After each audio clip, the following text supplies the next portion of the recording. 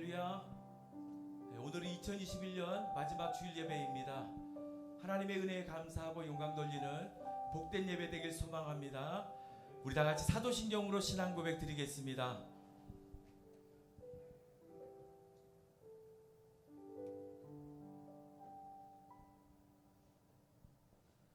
전능하사 천지를 지으신 하나님 아버지를 내가 믿사오며 그 외아들 우리 주 예수 그리스도를 믿사오니 이는 성령으로 잉태하사 동정녀 마리아에게 나시고 본디오 빌라도에게 고난을 받으사 십자가에 못 박혀 죽으시고 장사한 지 사흘 만에 죽은 자 가운데서 다시 살아나시며 하늘에 오르사 전능하신 하느님 우편에 앉아 계시다가 저리로서 산자와 죽은 자를 심판하러 오시리라. 성령을 믿사오며 거룩한 공회와 성도가 서로 교통하는 것과 죄를 사하여 주시는 것과 몸이 다시 사는 것과 영원히 사는 것을 믿사옵나이다. 아멘. 신실하신 하나님께서 여기까지 우리를 인도하여 주셨습니다. 그 은혜를 한 절 한 절 고백하시면서 함께 찬양하며 나가겠습니다.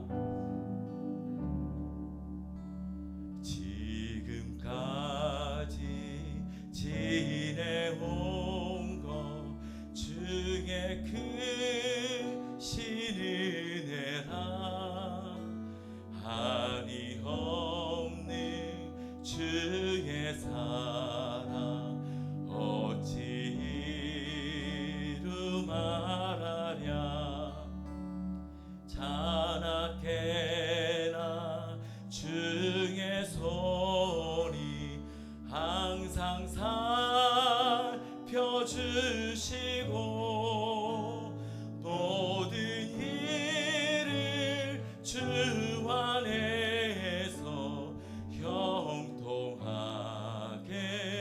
하시네. 몸도 맘도 연약하나 새 힘 받아 살았네. 물 붓듯이 부으시는 주의 은혜 족하다. 사랑 없는 거리에나 험한 산길 헤맬 때 주의 손을 굳게 잡고 찬송하며 가리라.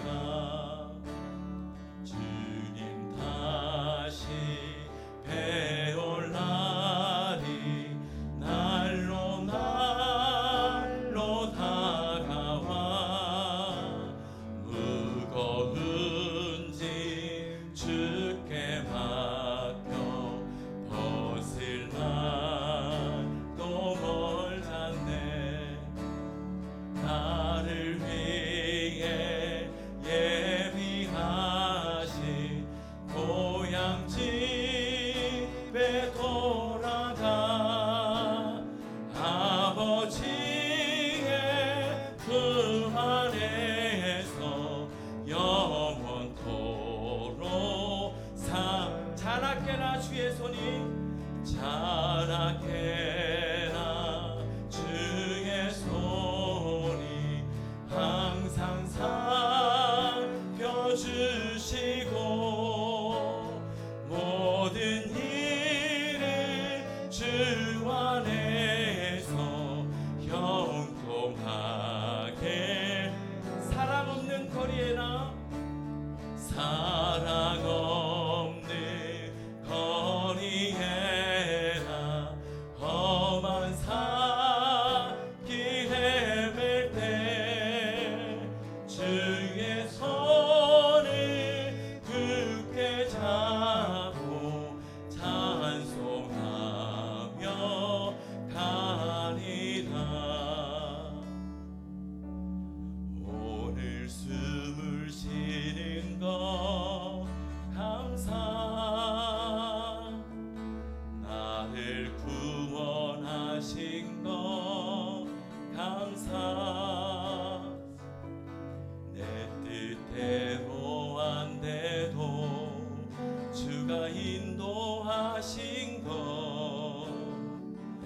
모든 것 감사 내게 주신 모든 것 감사 때론 가져가심도 감사 내게 고난 주셔서 주 뜻 알게 하신 것 모든 것 감사 주님 감사해요 주님 감사해요 내가 여기까지 온 것도 은혜입니다 주님 감사해요 주님 감사해요 나를 사랑하신 주 사랑 감사합니다 항상 주 안에 항상 주 안에 있을 감사 참된 소망 주심도 감사 나 같은 사람도 자녀 삼아 주신 것 모든 것 감사 아멘 주님 감사해요 주님 감사해요 내가 여기까지 온 것도 은혜입니다 주님 감사해요 주님 감사해요 나를 사랑하신 주 사랑 감사 다시 한번 주님 감사해요 주님 감사해요 주님 감사해요 내가 여기까지 온 것도 은혜입니다 주님 감사해요 주님 감사해요 나를 사랑하신 주 사랑 감사합니다 우리 하나님께 감사와 영광의 박수 올려드리겠습니다 할렐루야 주님 감사합니다 주님 찬양합니다 아멘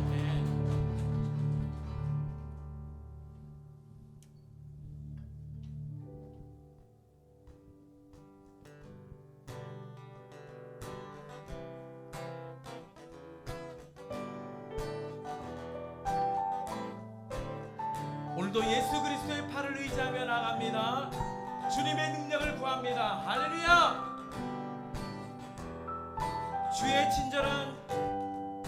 주의 친절한 팔에 안기세 우리 마음이 평안하리니 항상 기쁘고 복이 되겠네 영원하신 팔에 안기세 주의 팔에 그 크신 팔에 안기세 주의 팔에 영원하신 팔에 안기세 날이 갈수록 주의 사랑이 두루 광명하게 비치고 전성 가는 길 별이 가리니 영원하신 팔에 주의 팔에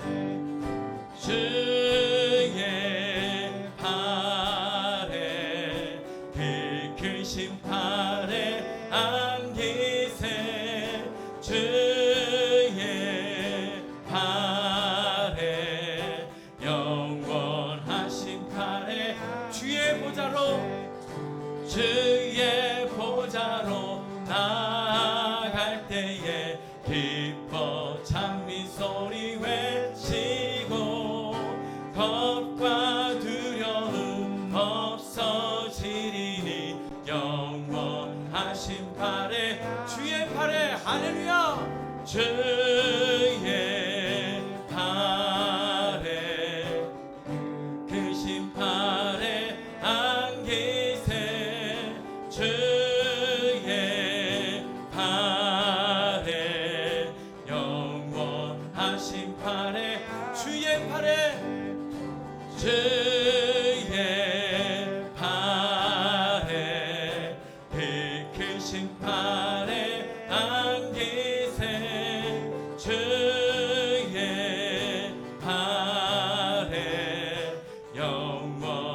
심판의 죄에서 자유를 얻게 함을 보혈의 능력 주의 보혈 시험을 이기고 승리하니 참 놀라운 능력이로다. 아멘. 주의 보혈 능력이 또다. 주의 피 믿으오. 주의 보혈 그 어린 양의 매우 귀중한 피로 육체의 정욕을 이기림을 보혈의 능력 주의 보혈 정결한 마음을 얻게 하니 참 놀라운 능력이로 주의 보혈 능력이 또다. 주의 피 믿으오. 주의 보혈 그 어린 양의 매우 귀중한 피로 아멘. 눈보다 더 이게 밝히는 것 보혈의 능력 주의 보혈 부정한 모든 것 밝히시리 참 놀라운 능력이로다. 주의 보혈 능력이 또다. 주의 피 믿으오. 주의 보혈 그 어린 양의 매우 귀중한 피로다. 그 주의 복음을 전할 제목 보혈의 능력 주의 보혈 날마다 나에게 찬송 주니 참 놀라운 능력이로 아멘. 주의 보혈 능력이 또다. 주의 피 믿으오. 주의 보혈 그 어린 양의 매우 귀중한 피 주의 보혈 능력이 또다. 주의 보혈 능력이 또다. 주의 피 믿으오. 주의 보혈 그 어린 양의 매우 귀중한 피로다. 할렐루야. 주님의 보혈의 능력이 있음을 믿습니다. 주님의 보혈을 찬양합니다. 할렐루야.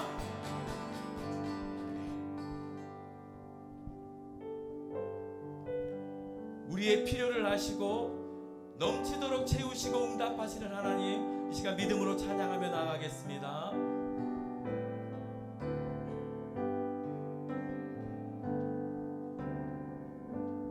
나의 기도하는 것보다 더욱 응답하실 하나님, 나의 생각하는 것보다 더욱 이루시는 하나님, 우리 가운데 역사하신 능력대로 우리들의 강구함을 넘치도록 능히 하신 주님께 모든 영광과 존귀 찬양과 경배를 돌릴지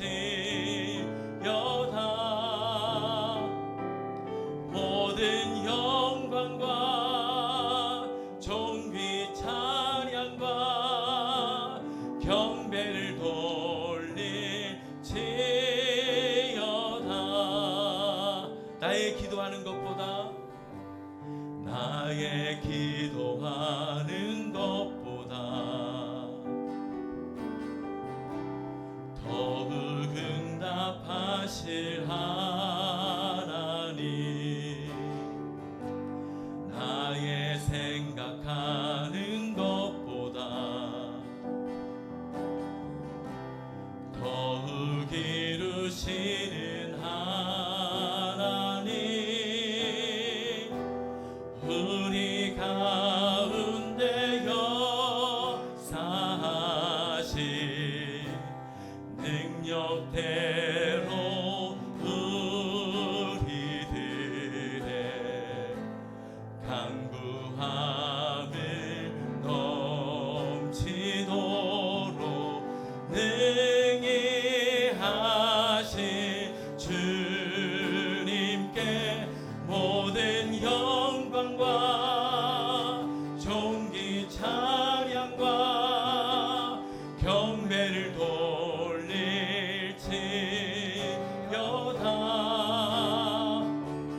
모든 영광과 존귀 찬양과 경배를 돌릴지어다.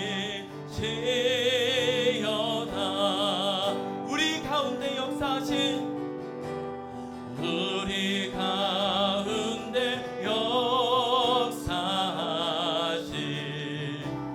능력대로 우리들의 간구함을 넘치도록 능히 하신 주님께 모든 영광과 존귀 찬양과 경배를 돌릴지어다.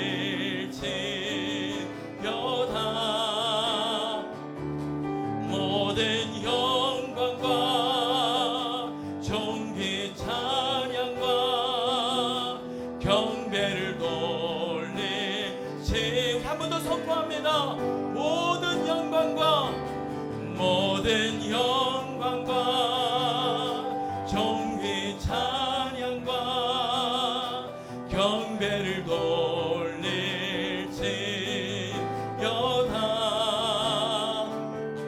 모든 영광과 존귀 찬양과 경배를 돌릴지어다.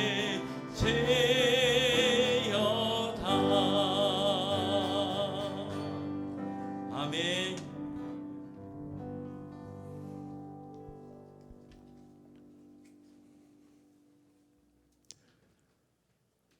너희는 이전 일을 기억하지 말며 옛적 일을 생각하지 말라. 보라, 내가 새 일을 행하리니 이제 나타낼 것이라. 너희가 그것을 알지 못하겠느냐? 반드시 내가 광야에 길을, 사막에 강을 내리니. 하나님 아버지, 2021년 한 해 시작할 때 이 말씀으로 새 일을 행하실 것이라고 보여주신 말씀을 기억합니다. 올 한 해 참 말씀대로 우리의 삶 구석구석에서 이전에 없던 일들을 하나님께서 조금씩 이루어 가시는 것을 보게 해주신 것을 감사합니다.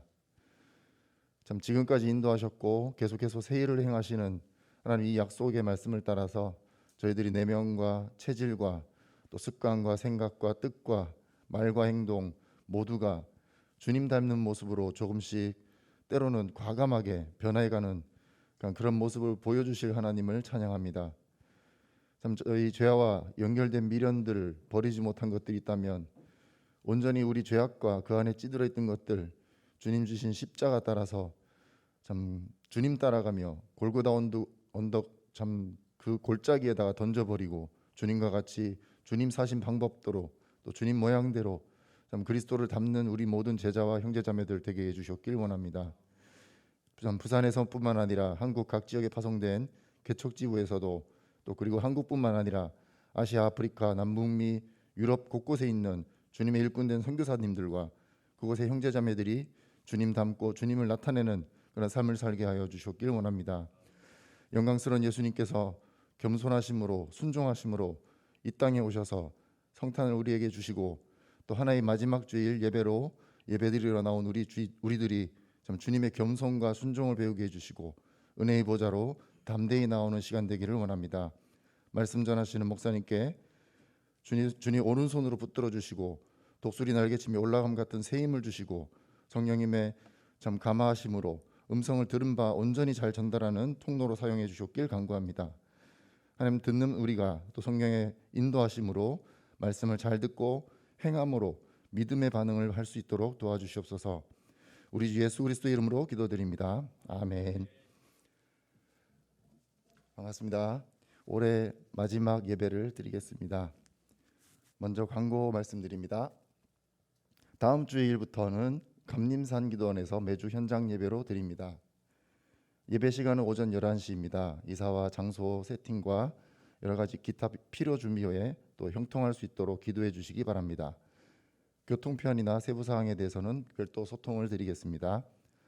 이번 주 중에 이사를 계획 중입니다. 이사와 정리하는 손길이 필요합니다. 섬기실 분들은 행정실에 연락해 주시기 바라고 또 날짜가 정해지는 대로 공지드리겠습니다. 송구영신 예배는 12월 31일 금요일 밤에 온라인으로 드리겠습니다. 오후 11시 40분에 찬양으로 시작합니다. 기도 요청입니다. 남아공 청도목장 김기영 형제님 전립선암으로 내일 부산대병원에서 수술을 받습니다. 오전 8시에 수술이 시작되고요. 집도의사의 손길을 주장해 주셔서 수술이 잘 이루어지고 합병증 없이 온전히 회복될 수 있도록 기도해 주시기 바랍니다. 광주 ENM 대표 이취임식이 오늘 있습니다. 제2대 조형석 대표님이 은퇴하시고 제3대 대표로 강승관 형제님께서 취임하십니다. 지난주 암송 함께 하겠습니다. 로마서 13장 8절 피차 사랑의 빚 외에는 아무에게든지 아무 빚도 지지 말라. 남을 사랑하는 자는 율법을 다 이루었느니라. 로마서 13장 8절. 느헤미야 2장 8절. 내 하나님의 선한 손이 나를 도우심으로 왕이 허락하고. 느헤미야 2장 8절. 오늘 말씀은 느헤미야 2장 10절로 20절입니다. 호론 사람 산발락과 종이었던 암몬 사람 도비아가 이스라엘 자손을 흥황하게 하려 하는 사람이 왔다 함을 듣고 심히 근심하더라. 내가 예루살렘에 이르러 머무른 지 사흘 만에 내 하나님께서 예루살렘을 위해 무엇을 할 것인지 내 마음에 주신 것을 내가 아무에게도 말하지 아니하고 밤에 일어나 몇몇 사람과 함께 나갈새 내가 탄 짐승 외에는 다른 짐승이 없더라. 그 마음에 골짜기 문으로 나가서 용정으로 분문에 이르는 동안에 보니 예루살렘 성벽이 다 무너졌고 성문은 불탔더라. 앞으로 나아가 샘문과 왕의 못에 이르러서는 탄 짐승이 지나갈 곳이 없는지라. 그 밤에 시내를 따라 올라가서 성벽을 살펴본 후에 돌아서 골짜기 문으로 돌아왔으나 방백들은 내가 어디 갔었으며 무엇을 하였는지 알지 못하였고 나도 그 일을 유다 사람들에게나 제사장들에게나 귀족들에게나 방백들에게나 그 외에 일하는 자들에게 알리지 아니하다가 후에 그들에게 이르기를 우리가 당한 곤경은 너희도 보고 있는 바라.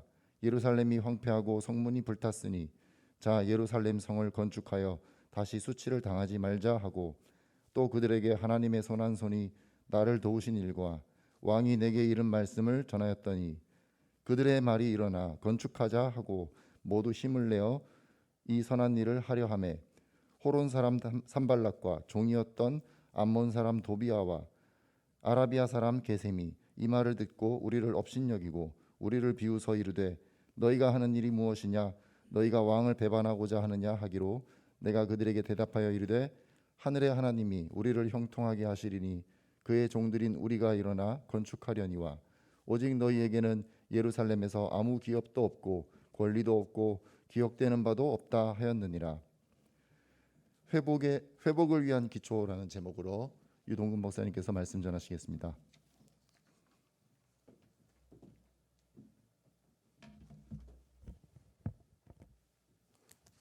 함께 기도하시겠습니다.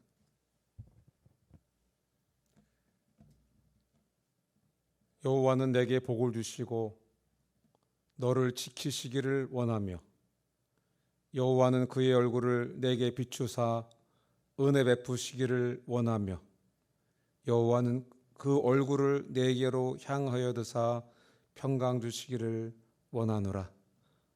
하나님 아버지, 2021년도 우리와 함께 해주시고 오늘날까지 은혜로 인도해 주신 것을 감사합니다.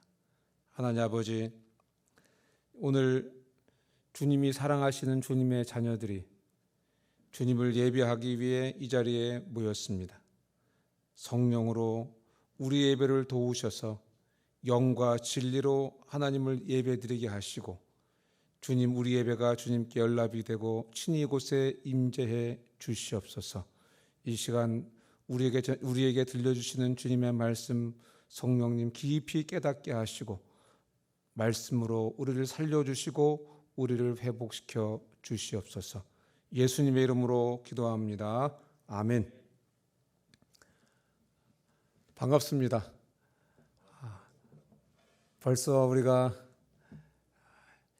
카운트다운을 하고 2021년 시작한 지가 엊그제 같은데 벌써 2021년 마지막 주 예배를 주님께 드리게 됐습니다. 이제까지 인도하신 하나님께 너무나 감사하고 또 앞으로도 인도하실 선하실 하나님을 찬양합니다. 자, 오늘도 느헤미야 말씀 가지고 말씀을 함께 생각해 보기를 원합니다. 건물의 기초는 땅 속에 있어서 눈에 보이지 않습니다. 그러나 눈에 보이는 모든 것들을 지탱하고 보존하는 것은 바로 이 기초인 것입니다. 느헤미야가 이제 예루살렘에 도착해서 성벽 건축이 시작됩니다. 오늘은 회복의 기초라는 관점으로 본문을 함께 살펴보기를 원합니다. 회복이 필요한 내 삶, 나의 영적인 삶, 내 가정, 내 직장 생활, 내 교회 공동체의 상황 앞에 회복의 기초는 무엇입니까? 첫째로 우리가 무너진 곳의 회복을 원한다면 무너진 곳을 인정해야 합니다. 무너짐이 너무 심해서 그것을 바라보는 것이 마음이 아프고 상처가 될지라도 회복을 원한다면 첫 단추로 그 무너진 것을 돌아보고 인정하는 것으로부터 시작해야 되는 것입니다. 오늘 본문을 보면 느헤미야가 페르시아 수도 수상궁에서부터 예루살렘까지 1000km 이상의 거리를 마차나 혹시 말을 타고 이제 돌아왔습니다. 얼마나 피곤했을까요? 자동차를 타고 1000km를 여행을 해도 참 피곤할 텐데 마차를 탔을지 말을 탔을지 모르지만 이 1000km의 거리는 상당한 거리였을 것입니다. 그럼에도 느헤미야는 이제 사흘을 쉬고 사흘 그 밤에 조용히 예루살렘을 돌아보며 예루살렘 성을 돌아보며 현실을 직시했습니다. 성의 모습은 듣던 대로 너무나 참담했습니다. 성벽은 다 무너져 내렸습니다. 성문은 불탔습니다. 누가 와서 노략질을 해도 무방비 상태였습니다. 여러분, 우리도 마찬가지인 것입니다. 느헤미야처럼 무너진 것을 살펴보고 인정하는 것이 회복의 기초인 것입니다. 우리 본문 말씀 15절에서 17절 말씀을 한번 다 같이 읽겠습니다. 읽습니다. 시작.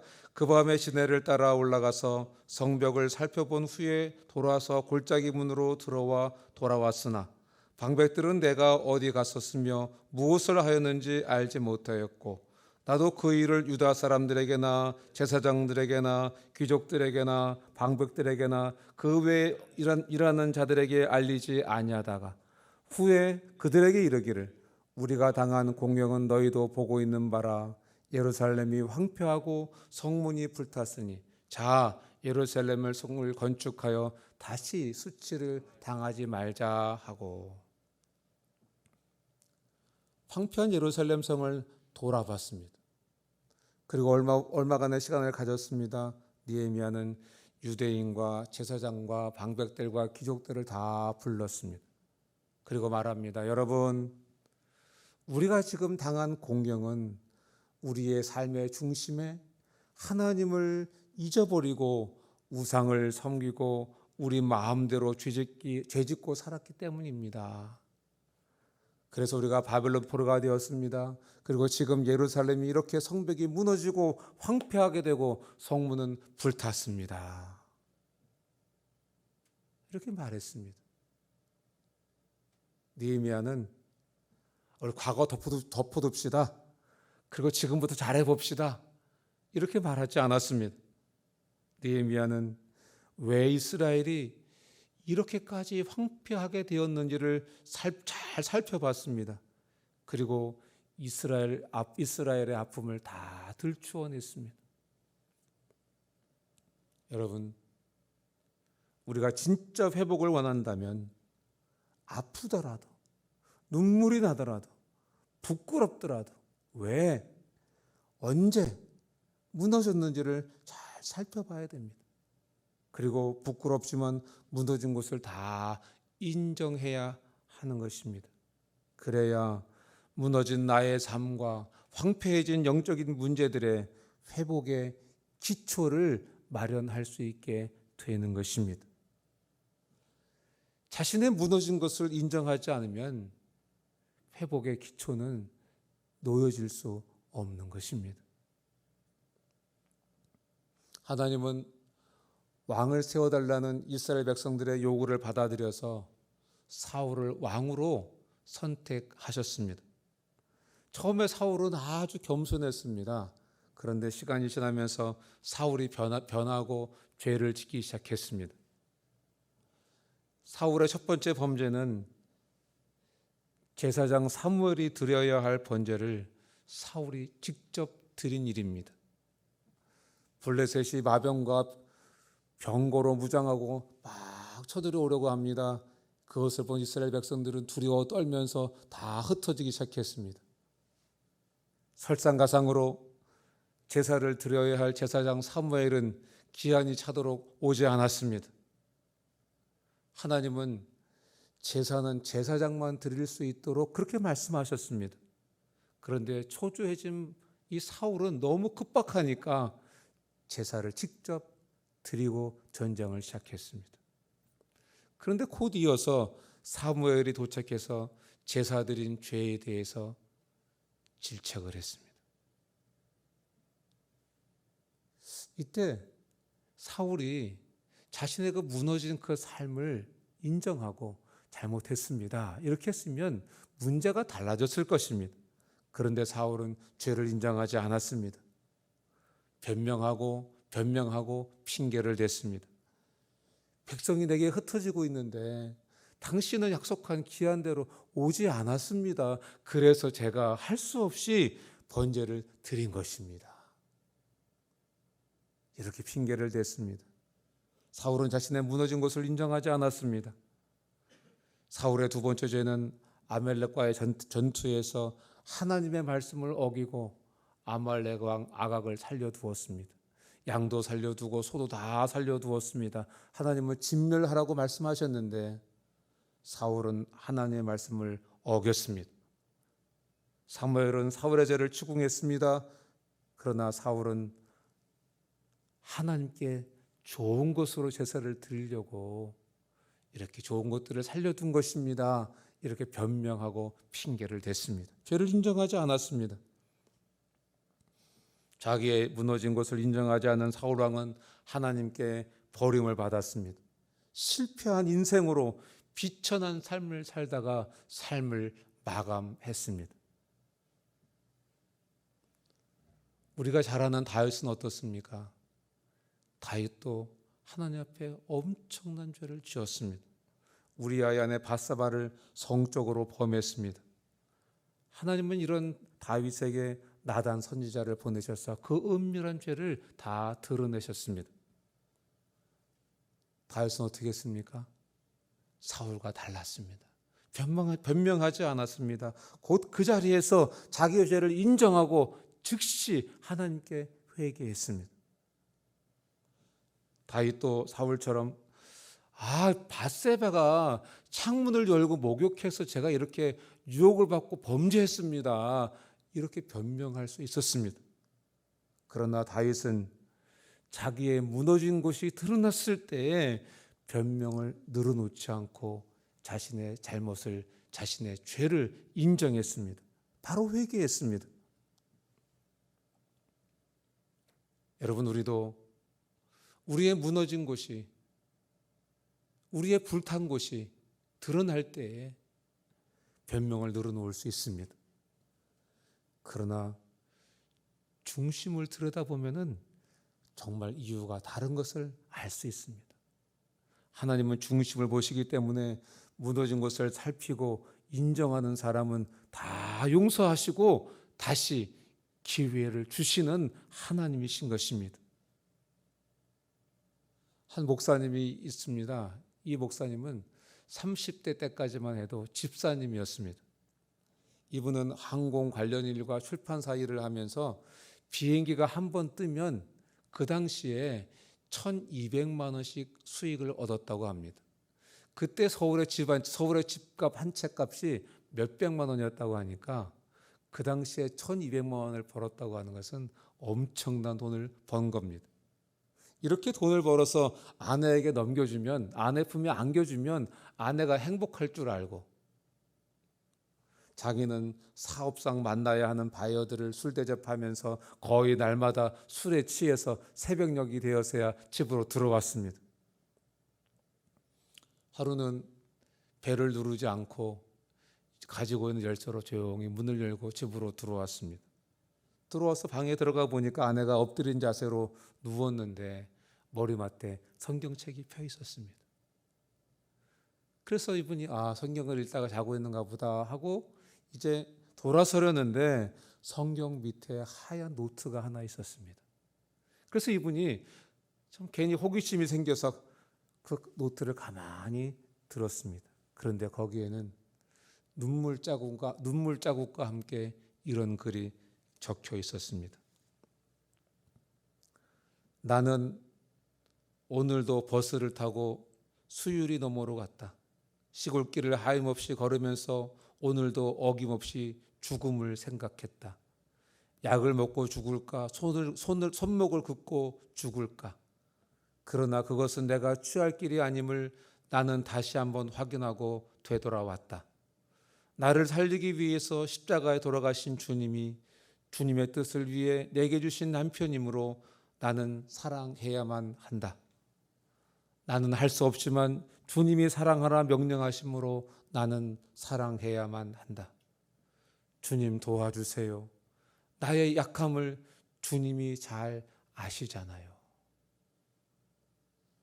너무나 멋진 아내인 것 같습니다. 이분이 아내의 글을 읽고 결혼한 이후에 매일 밤 12시가 넘어 술 냄새를 풍기며 귀가하는 집사 남편을 맞으며 아내가 느꼈을 상처와 그 배신감이 얼마나 컸을까를 생각하게 되었습니다. 그러면서 생각합니다. 나는 도대체 어떻게 된 인간인가? 아내가 나 때문에 번민과 고통의 소용돌이 속에서 눈물을 흘리며 죽음을 생각하던 그 긴박한 시간에 나는 도대체 어디서 무엇을 하고 있었던 것인가?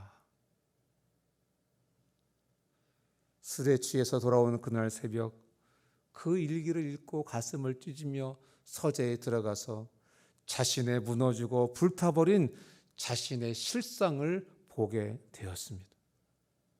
그리고 그분이 그날 이후로 회복이 되었는데 이분이 바로 이재철 목사님인 것입니다. 여러분, 가슴 아프지만 무너진 것을 돌아보고 인정할 때 새로운 인생을 출발하게 되는 것입니다. 가슴 아프고 어렵지만 부끄럽지만은 무너진 것을 돌아보고 인정할 때에 나의 영적인 삶이 새롭게 출발하게 되는 것입니다. 우리도 솔직히 하나님 앞에 서서 아프지만 우리의 무너진 것을 돌아보고 인정해야 하는 것입니다. 왜 어디서부터 무너졌는지, 언제부터 하나님을 떠나서 내가 내 삶의 중심이 되었는지 돌아봐야 되겠습니다. 그때 비로소 회복의 기초가 놓여지는 것입니다. 둘째로, 우리가 무너진 곳의 회복을 원한다면 하나님이 함께 하시는 것을 선포해야 되겠습니다. 회복은 하나님이 함께 하신다 하는 이것 위에 세워지는 것입니다. 본문 18절과 20절을 함께 읽겠습니다.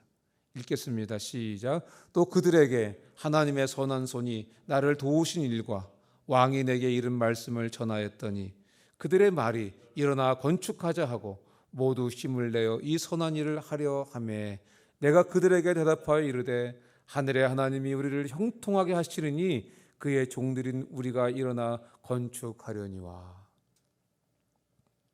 밤에 무너진 성벽과 불탄 성문을 돌아보고 온 느헤미야는 백성들에게 하나님이 선한 손길로 나를 이제까지 도와주셨습니다. 그래서 아닥사스다 왕이 이것을 허락한 것입니다. 그리고 이 많은 자재를 다 보내준 것입니다. 이 기병들과 군대들도 함께 보내준 것입니다. 하나님의 선한 손길이 도우셨기 때문에. 그리고 그 아닥사스다 왕의 마음을 움직인 것도 하나님이셨습니다. 이렇게 백성들 앞에서 선포했습니다.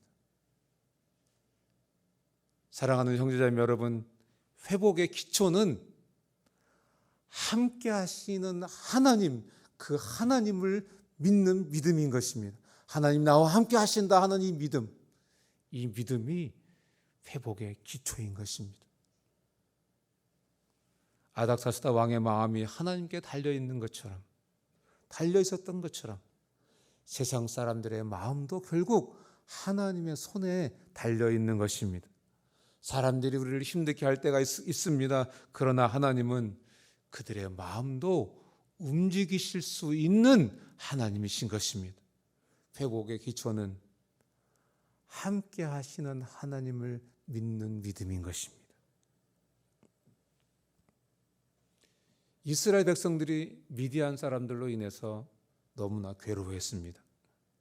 그래서 하나님께 부르시며 기도했더니 하나님께서 기드온을 부르시고 기드온에게 내가 반드시 너와 함께 하겠다.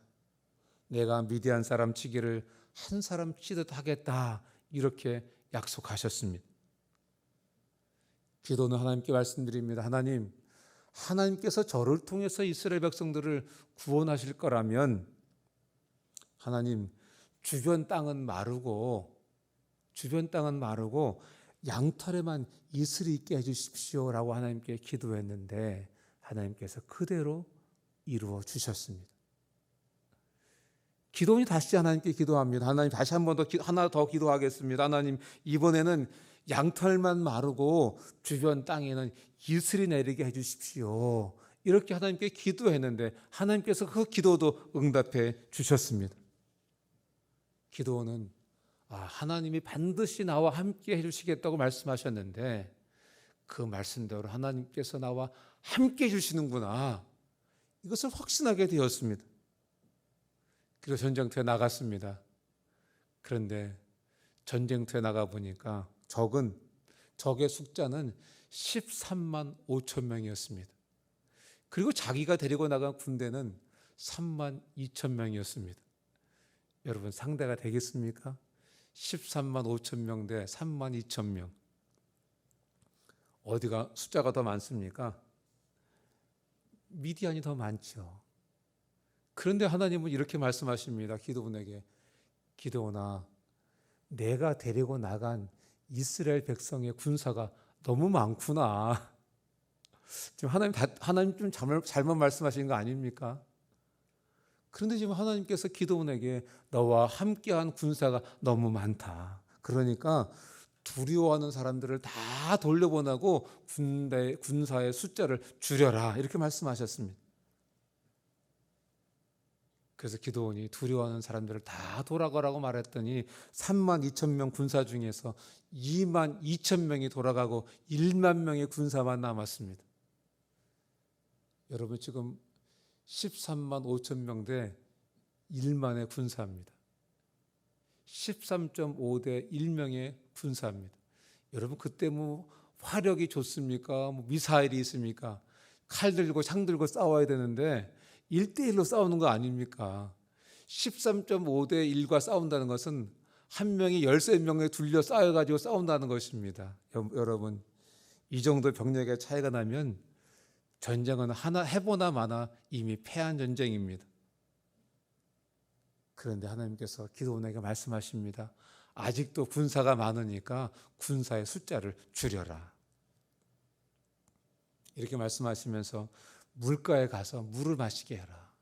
이렇게 말씀하시면서 손으로 물을 떠마신 사람 300명은 남겨두고 엎드려서 물을 마신 9,700명은 돌려보내라. 이렇게 말씀하셨습니다. 여러분 13만 5천 명 대 300명의 전쟁인 것입니다.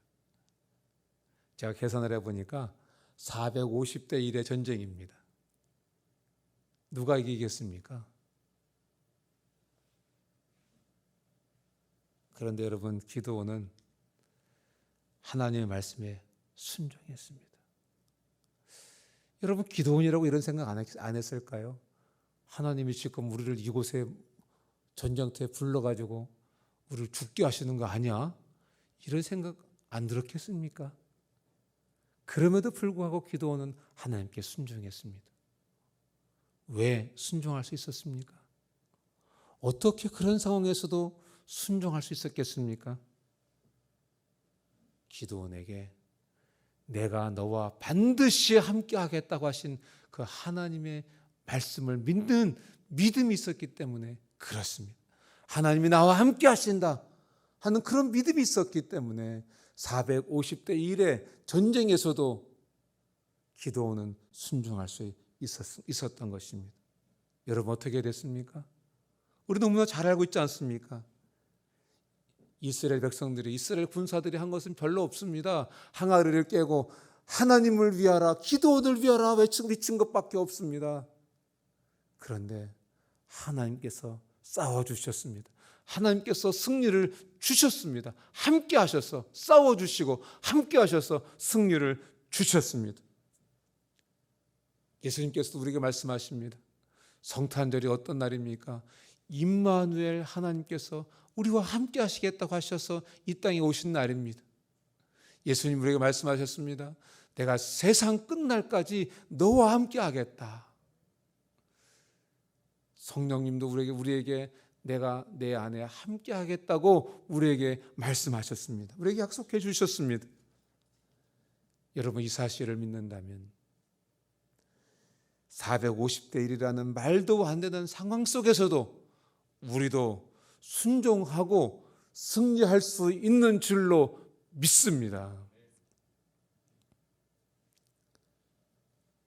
여러분 미디안 13만 5천 군사들과 싸움에서 집으로 돌아간 3만 1,700명의 사람들은 돌아가면서 무슨 생각했을까요? 이야, 죽을 뻔했다. 안도의 숨을 내쉬면서 300명을 걱정하지 않았을까요? 야, 저 300명 저거 어떡하지? 저거 죽을 텐데. 걱정하고 안쓰러워하면서 돌아갔을 것입니다. 여러분 그러나 그들은 하나님이 함께 하신 그 기적을 경험할 수 없었습니다. 안타깝지 않습니까? 그런데 여러분 미디안 13만 5천 명과 싸워서 승리한 300명의 이스라엘 군사들은 하나님께서 함께 하신 그 간증이 평생 신앙의 미천이 되었을 것입니다. 아, 하나님이 함께 하시면 450대 1 이거 문제 아니야. 그런 간증이 마음속에 있었을 것입니다. 그들의 신앙의 밑바탕에 그것이 있었을 것입니다. 그래서 웬만한 어려움이 와도 아, 하나님 나와 함께 하셔. 하나님 나와 함께 하시기 때문에 그거 문제 안 돼. 이렇게 생각하고 이렇게 말했을 것입니다. 특별히 자녀들이 어려워할 때 그런 말을 했을 거라고 생각이 됩니다. 얘들아 걱정하지 마라. 이전에 내가 13만 5천 명과 나가서 싸우는데 하나님이 함께 하시니까 우리가 이겼어. 그리고 그때 우리가 한 거 없어. 그냥 우리는 항아리를 깨고 여호와를 위하라, 기도원을 위하라 이거 외친 것밖에 없어. 그런데 하나님께서 함께 하셔서 대신 싸워주시고 우리에게 승리를 주셨어. 이런 말을 이야기했을 것입니다. 이런 간증을 해주었을 것입니다. 그런 간증을 들은 자녀들은 어떻겠습니까? 여러분, 우리 다음 세대를 걱정합니다. 우리 자녀들의 신앙이 정말 좋은 신앙이 되기를 걱정하고 기도합니다. 무엇을 보여주고 무엇을 들려주고 무엇을 물려줘야 되겠습니까? 하나님이 함께 하셔. 하나님 우리와 함께 하셔. 하나님 나와 함께 하셔서 아버지는, 어머니는 이런 간증들이 있어. 들어봐라.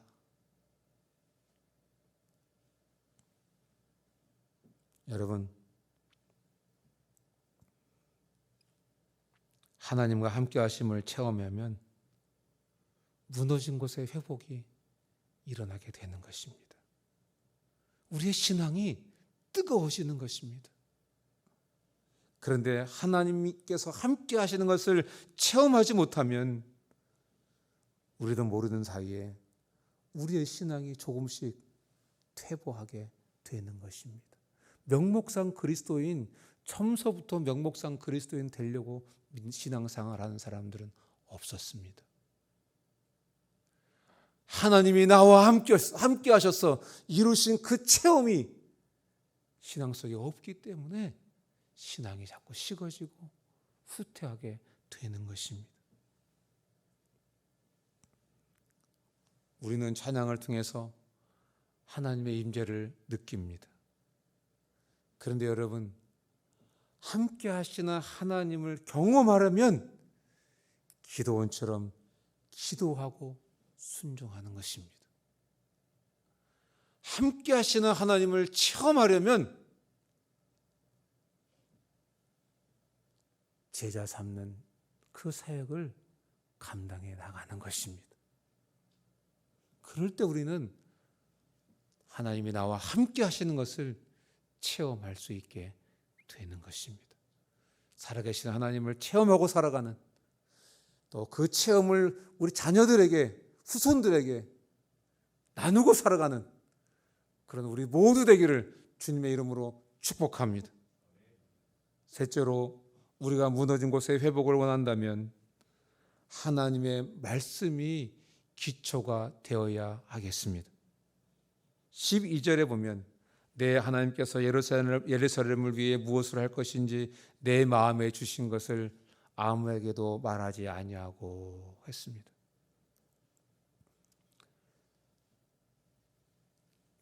느헤미야가 예루살렘의 황폐함, 예루살렘의 성벽이 무너지고 성문이 다 불탄 것을 듣고 예루살렘 회복을 위한 마음을 가졌던 것, 조금 전에 읽었던 본문 말씀 보니까 하나님이 주신 마음이었습니다. 하나님이 주신 사명이었습니다. 하나님께서 지도자를 세우실 때는 사명을 주시고 세우시는 것입니다. 제게도 사명이 있었습니다. 그리고 지금도 사명이 있습니다. 그런데 하나님께서 사명을 주셔도 방해가 있다는 것을 잊어서는 안 됩니다. 하나님께서 느헤미야에게 사명을 주셨지만 그 길에는 방해가 있었습니다.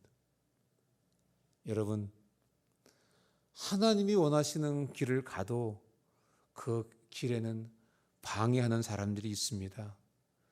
당을 짓는 사람들도 있습니다. 불평하는 사람들도 있습니다. 여러분, 하나님은 꼭 그런 사람들을 남겨두십니다.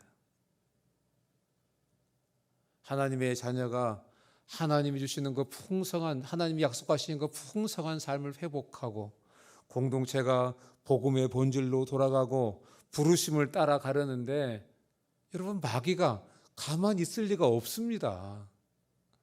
마귀가 공격하지요. 방해하는 사람을 보냅니다. 산발락과 도비아와 같은 게셈과 같은 사람들을 사단이 보내는 것입니다. 당을 짓는 사람들을 만들기도 합니다. 부정적인 말을 하는 사람들도 만들기도 합니다. 왜? 하나님이 주신 그 사명을 이루지 못하게 하기 위해서. 하나님이 주신 그 풍성한 삶의 약속을 누리지 못하도록 하기 위해서 사단은 지금도 끊임없이 이런 공작들을 해나가는 것입니다. 그런데 여러분,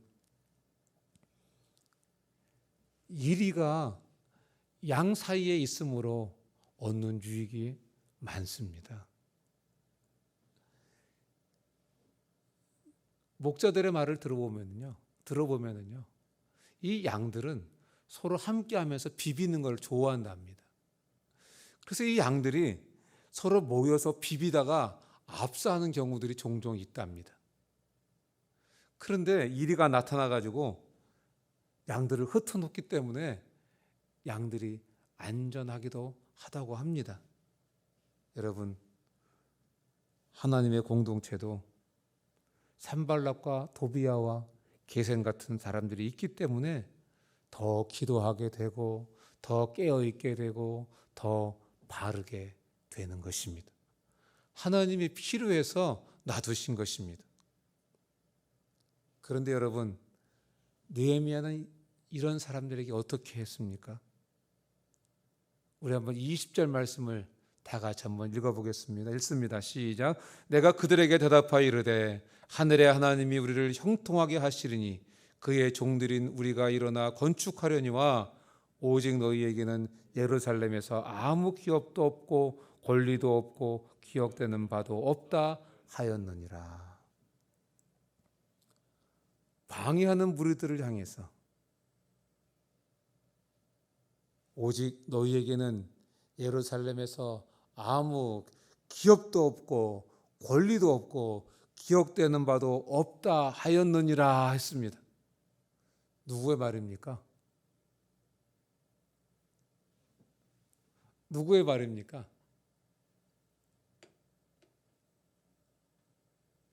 느헤미야의 말입니까? 아니죠. 여러분 본문 그 뒷부분을 한번 보십시오. 오직 너희에게는 예루살렘에서 아무 기업도 없고 권리도 없고 기억되는 바도 없다. 이렇게 했습니까? 없다 하였느니라. 그럼 무슨 사건이 있었다는 얘기 아닙니까? 무슨 사건이 있었다. 신명기 23장 3절 말씀. 암몬과 모압 사람은 여호와의 총회에 들어오지 못하리니 10대에 이르기까지도 여호와의 총회에 들어오지 못하리라. 모압과 암몬은 여호와의 총회에 들어오지 못한다고 말씀하셨습니다. 여러분, 이 모압과 암몬 족속은요, 이스라엘의 형제들입니다. 형제들. 그런데 지금 여호와의 총회에 들어오지 못한다. 이들은 이렇게 하나님께서 못 박아 놓으셨습니다. 어떤 일이 있었습니까? 이스라엘 백성들이 애굽에서 출애굽할 때에 이 모압과 암몬 족속이 그들을 영접하지 않았습니다. 물과 떡으로 이를 대접해야 되는데, 야, 참 니네들 고생 많았다. 애굽에서 정말 고생 많았다. 이제 해방돼서 돌아가는데 이거라도 먹고 기력을 좀 회복해라. 이렇게 했어야 되는데 길을 막아서고 지나가지 못하게 했습니다.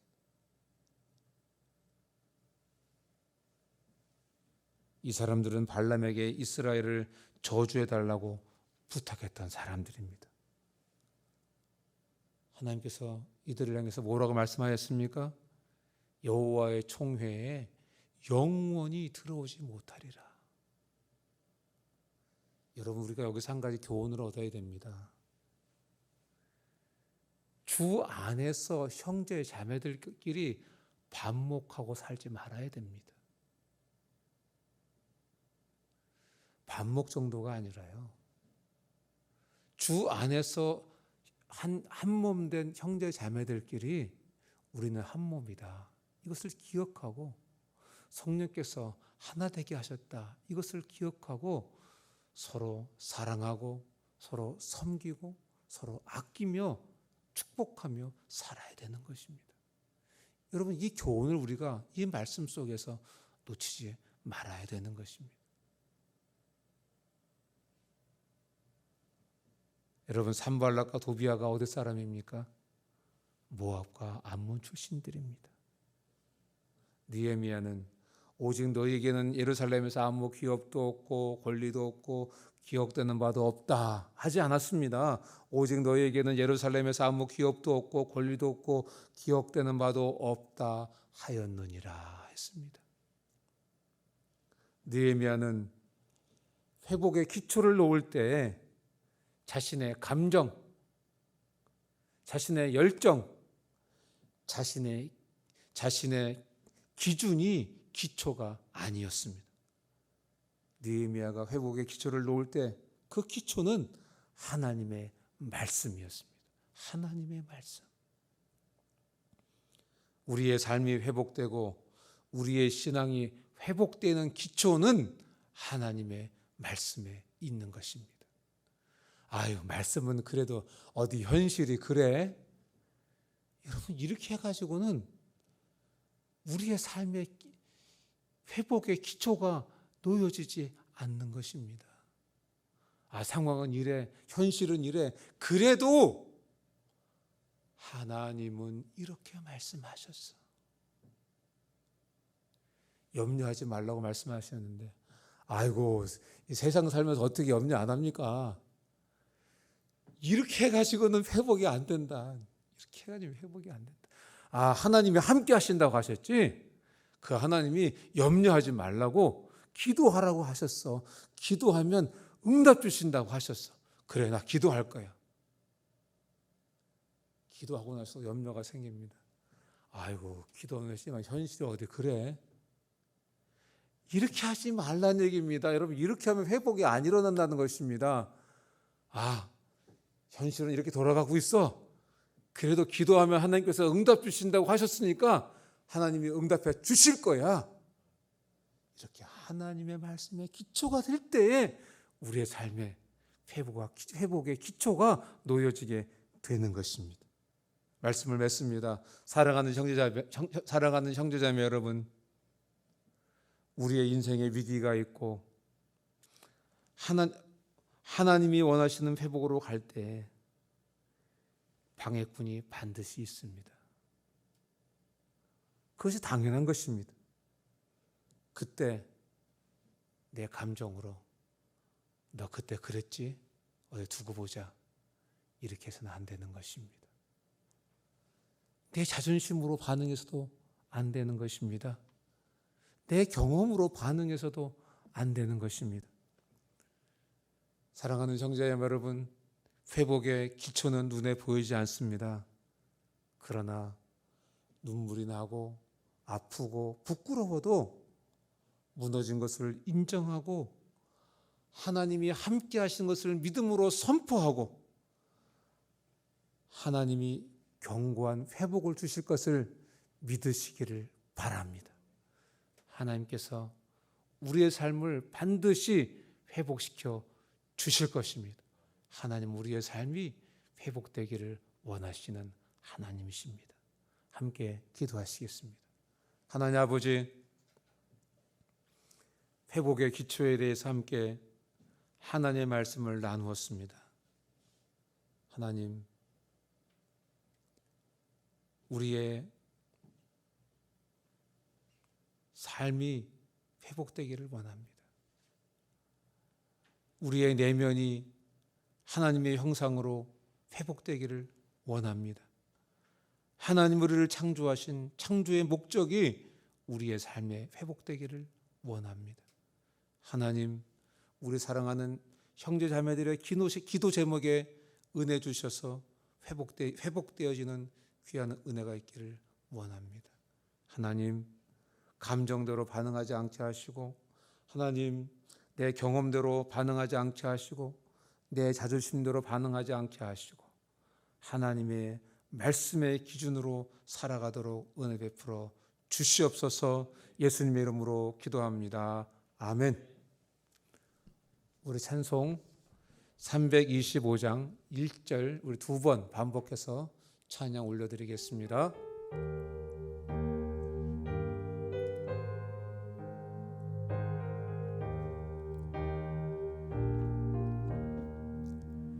예수가 함께 계시니 시험이 오나 겁없네.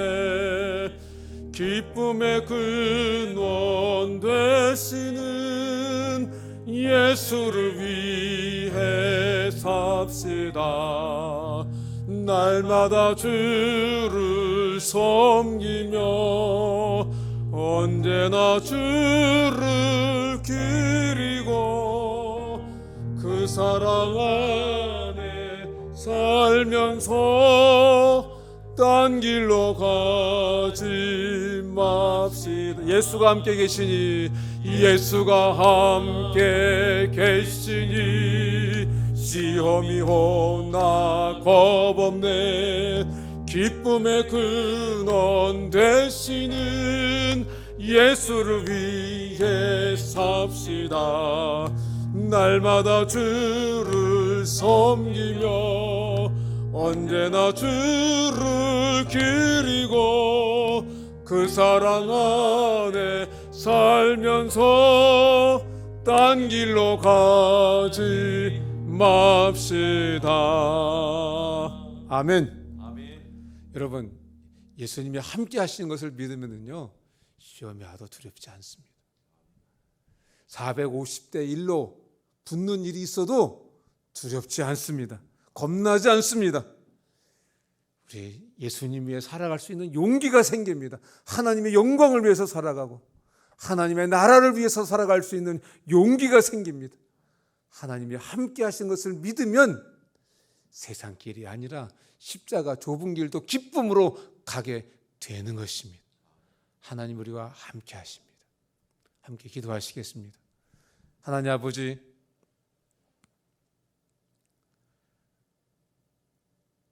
오늘도 주의 날을 맞이해서 구원의 은혜에 감격하여 주님의 사랑하시는 자녀들이 주님께 예배를 올려드렸습니다. 오늘 예배 기쁘게 받으신 줄로 믿습니다. 하나님, 우리의 삶을 회복시켜 주시고 우리의 삶을 통해서 하나님 영광 받아 주시옵소서. 지금은 우리 주 예수 그리스도의 크신 은혜와 하나님 아버지의 극진하신 사랑과 성령님의 교통으로 충만하심이 오늘 예배에 참석하는 한 분 한 분 위에 지금부터 영원토록 함께 있을지어다. 아멘. 하나님 아버지, 무너진 것 주님 앞에 인정하고 살아가게 하시고 험한 세상 살아갈 때 하나님이 함께 하시는 것을 믿음으로 선포하게 하시고 하나님 말씀 따라 살아가는 저희들 회복되는 삶 되도록 회복의 기초를 놓고 살아가는 저희들 되도록 은혜 베풀어 주시옵소서. 예수님 이름으로 기도합니다. 아멘. 예배를 마쳤습니다. 우리 한 주 동안도 주님의 샬롬 안에 거하시고 또 우리 영시 예배 그때 함께 영상으로 뵙도록 하겠습니다. 샬롬.